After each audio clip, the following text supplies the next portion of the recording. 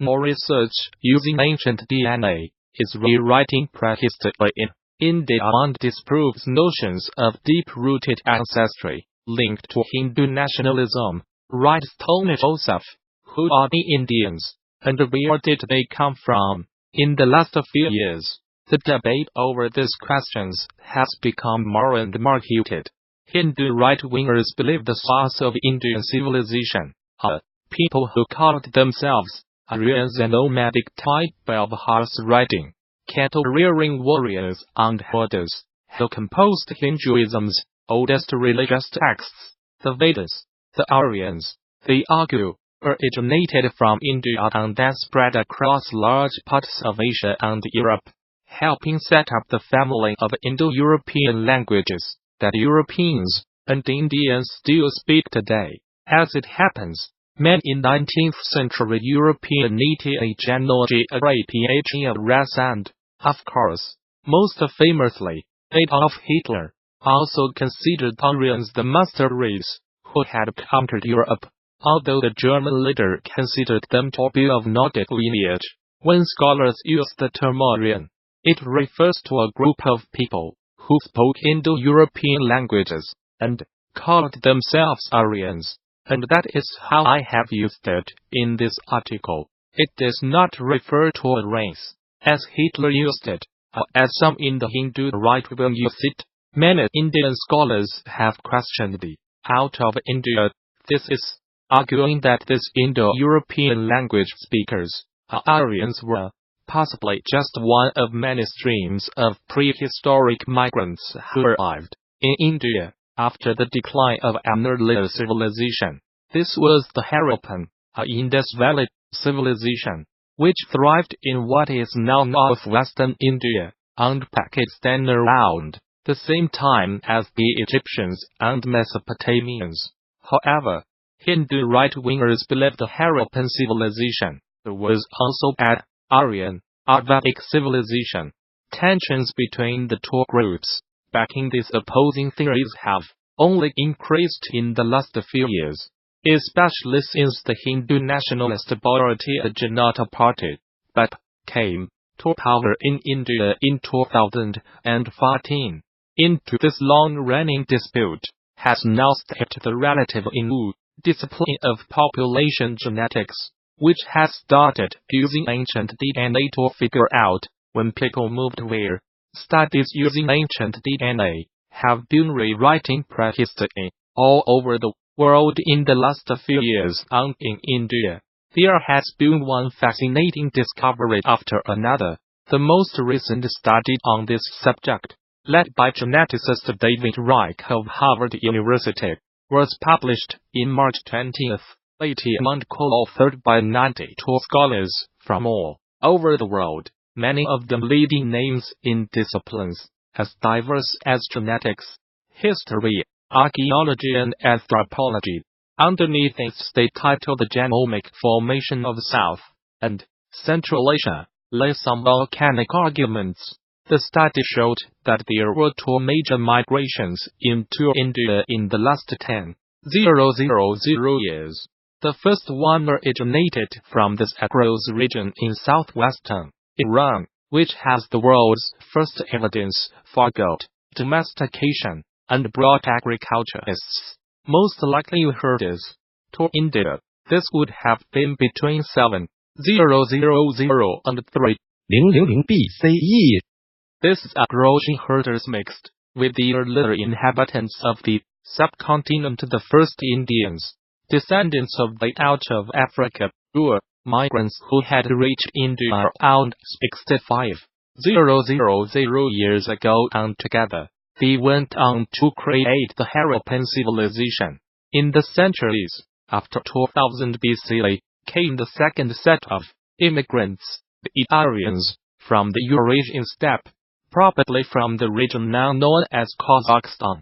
They likely brought with them an early version of Sanskrit, mastery over horses and a range of new cultural practices such as sacrificial rituals, all of which formed the basis of early Hindu Vedic culture. 1,000 years before, people from the steppe had also moved into Europe, replacing and mixing with agriculturists there, spawning new cultures and spreading Indo-European languages. Other genetic studies have brought to light more migrations into India, such as that of the speakers of Austroasiatic languages, who came from Southeastern Asia.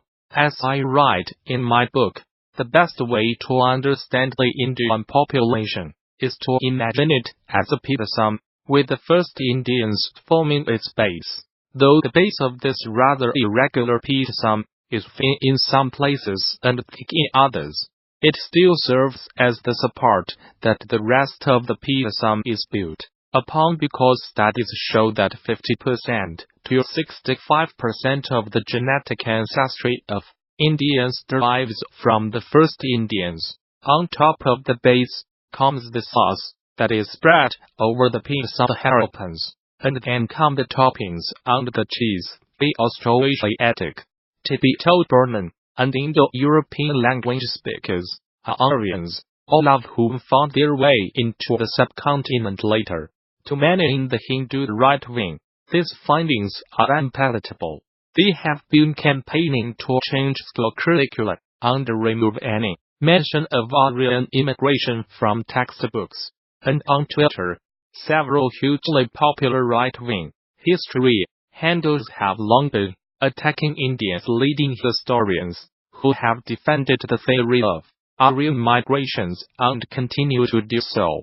For Hindu nationalists, there is a cost to admitting that the Aryans were not the first inhabitants of India and that the Harappan civilization existed long before their arrival. It would mean acknowledging that Aryans are the Vedic culture, not the singular fountainhead of Indian civilization, and that its earliest sources lay elsewhere. India's Junior Minister for Human Resource Development, Satyapal Singh, was recently quoted in the media as saying, "Only Vedic education can nurture our children well and make them patriots who have mental discipline."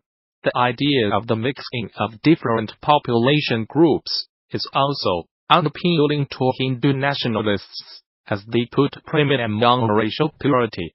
There is also the additional issue of the migration theory putting Aryans on the same footing as latter-day Muslim conquerors of India, such as the Mughals.